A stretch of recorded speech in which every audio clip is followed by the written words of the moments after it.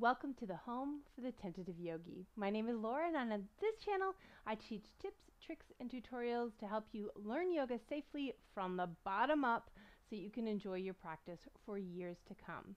So in this video I'm going to share 3 tips, 2 tips plus a bonus one, on how to get more out of your Warrior 2 pose.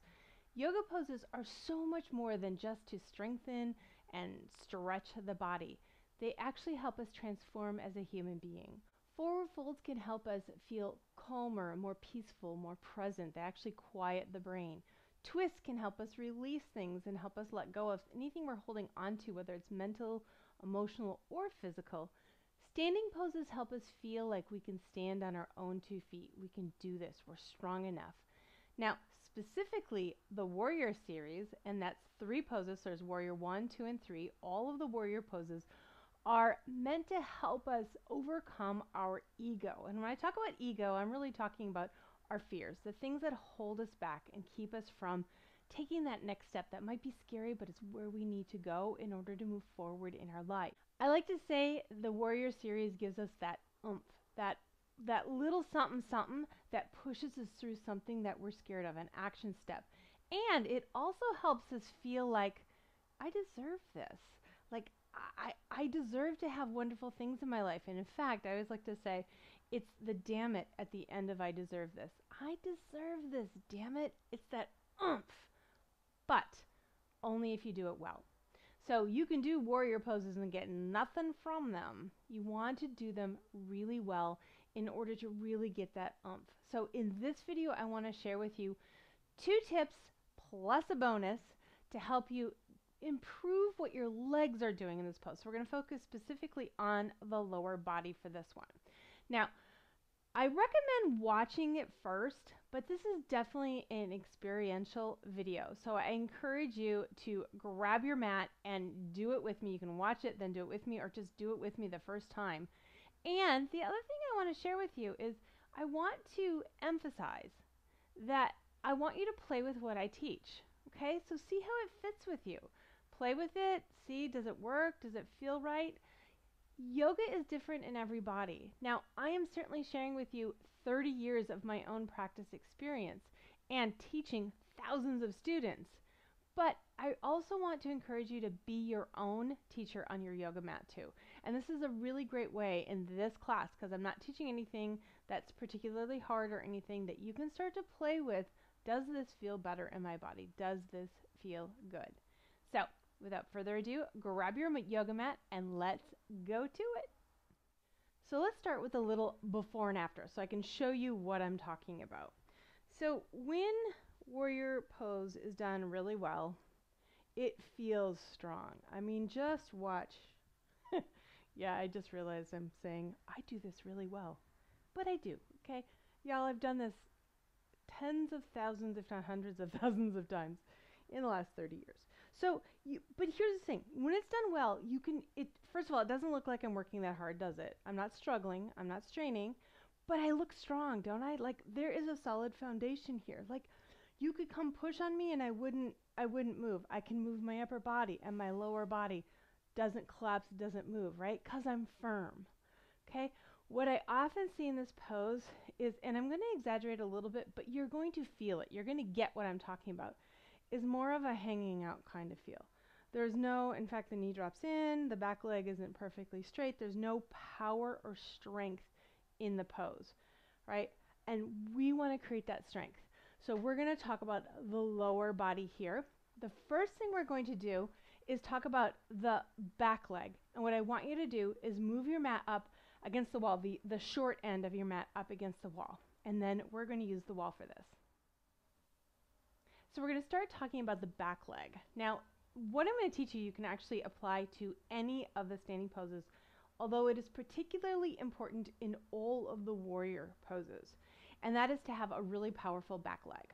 Think of the back leg as like one of the guy wires in a tent. If any one of them releases a little bit, the whole tent begins to collapse. That's what the back leg is for standing poses. So it helps you get a nice lift in the heart. It'll help you relax your shoulders because you don't need to use the shoulders to hold you up. There is so much power to a strong back leg. But it's also easy to forget about because it's usually the thing that's over the shoulder and out of sight, out of mind kind of thing. So we're going to use the wall to help you put more oomph into that back leg. So what I want you to do is step your feet apart for your warrior pose with your back foot up against the wall. Now, take a moment to find your spacing, because I will say the more props you add, the more disconnected you are from your body, and it can kind of feel weird, like you're not quite sure how far apart the legs should be as a result of the shift. So just do your best. You can always adjust once you get into the pose. Then turn your back foot in and make sure your heel is at the wall. Can you feel how you can like press your heel into the wall, which straightens that leg a little bit more? That's what we're headed. Turn your front leg out. And then you're going to first collapse the back leg and just notice what happens. Do you sink? What happens when you bend that knee? Can you feel your shoulders release or feel tense, your neck? Then press into the wall to straighten the leg and feel that reaction as it comes up into your torso so you're nice and tall. Use the wall and then go ahead and move more deeply into the pose and just feel that, like use that leg to lift up. What we're doing is we're engaging that back leg to help with the lift of the heart so you don't have to use your shoulders to get that lift, right? Okay, now collapse it. Press into the wall, and you're going to do just enough to lift up. Because the other balance you want to make is not gripping too much in that back leg. We have to find a middle ground here. Moderation, right? So just do a couple times. Collapse, and then straighten, press, and then go too far. Start to grip, like really contract the muscles in the leg. And you'll feel a hardness. And then I feel a little bit of a disconnect between my legs and my torso versus here when I get just the right amount. Then it feels like my leg is lifting my heart. Okay, so next thing you want to do is just move a little bit away from the wall and immediately recreate it, because we don't want to have to do yoga at the wall all the time, right? We're using the wall to help us get the action that we want to have in the middle of the room. Okay, now let's talk about the front leg. The tendency of the front knee is to drop in, and what I mean by that is it literally drops in so that it's not pointing toward the toes. Now, obviously that's physically a problem. Well, maybe not obvious, because when the knee drops in, it actually is hard on the knee. But beyond that, it also takes power out of the pose. So just right now, just stick your foot in front of you. We're just going to do this super gently because it's not really good for the knee to throw off the alignment. What I want you to do is bend the knee and follow a track over the toes. And just feel how strong that leg is. You can feel your quadricep, your thigh muscle contract. If you drop it in and you're sinking to the inner edge of the foot too, it's like you don't have as much oomph. Can you feel it? It's like it's just slightly off center. It's not quite what you need. And if we're working on creating a lift and strength and power and courage, I deserve this damn it energy, we need to have that alignment. Yes, it keeps the knee safe too, and it helps you get that ego busting power. Okay, so what I want you to think about, okay, is not just it needs to be aligned, but it needs to be aligned from the beginning, because this is what I often see. Oops, people fix it.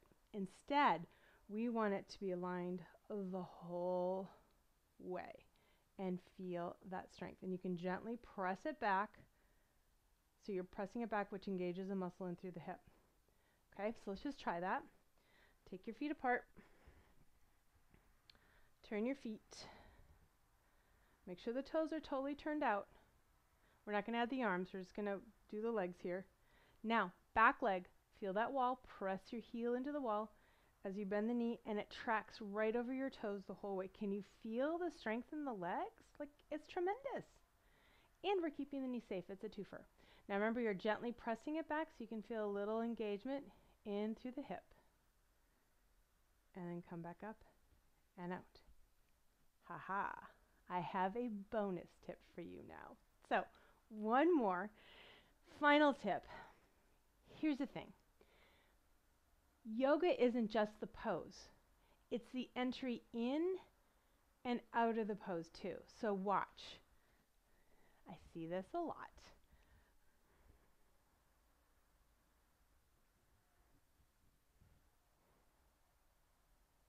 Okay, now compare that to this.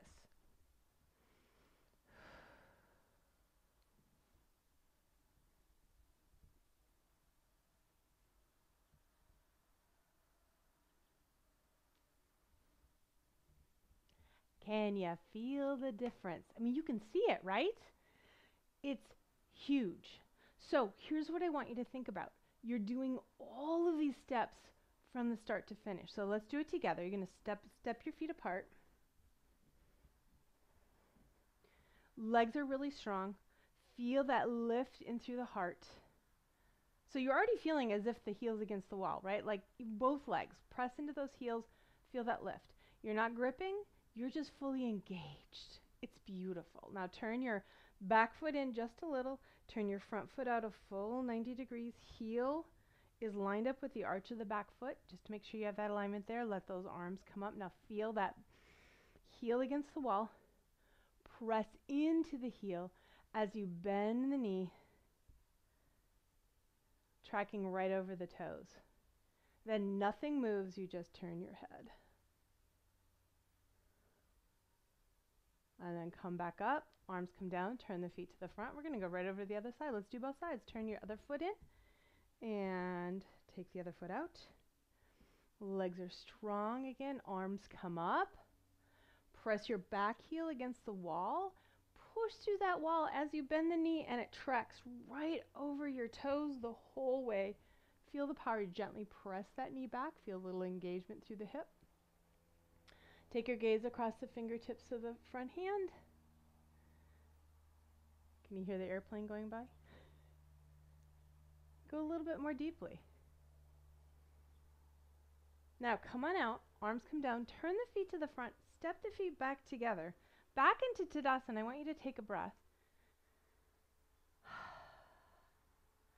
Tell me you feel the I deserve this, damn it energy.